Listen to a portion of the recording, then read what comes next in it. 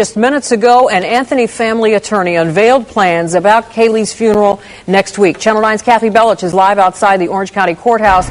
And Kathy, the funeral is going to be held at the biggest church in Orlando.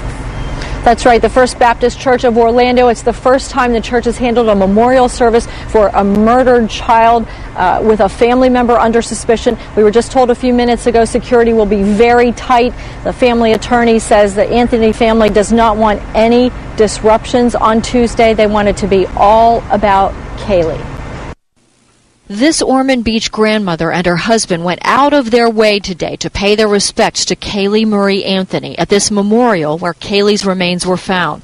To her, it's hallowed ground. I look at this child and I look at everybody else around just hurting so much to see a child like this and a memorial like this. Seeing this memorial in person, up close, was overwhelming to her. Everybody's taken her into their hearts, and, you know, I have a little girl in our neighborhood that almost looks like her, and I look at her and I think, oh, how sad. This child's life should just be beginning, and it's ended. Almost 2 months after Caylee's remains were found here, there's barely been a time when we've been the only ones here.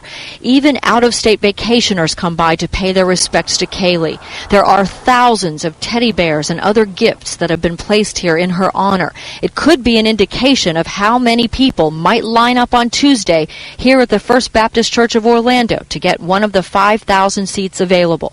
The parking lot will open at 4 a.m., doors at 9 a.m. for the 10 o'clock service. Security will be tight.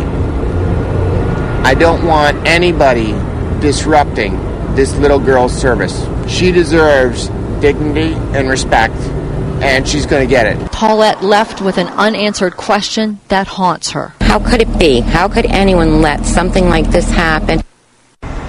The Anthony family's attorney, Brad Conway, says he doesn't know any of the details about Tuesday's service except that it could last for 2 hours, and he says we will hear one song that will break all of our hearts, and he won't tell us what it is. Reporting live at the Orange County Courthouse, Kathy Bellich, Channel 9 Eyewitness News. And we'll air the entire Caylee Marie Anthony Memorial Service at 10 a.m. Tuesday, both here on Channel 9 and on WFTV.com. Today, Casey Anthony's attorney called Orlando, quote, an unbearable place to try the case.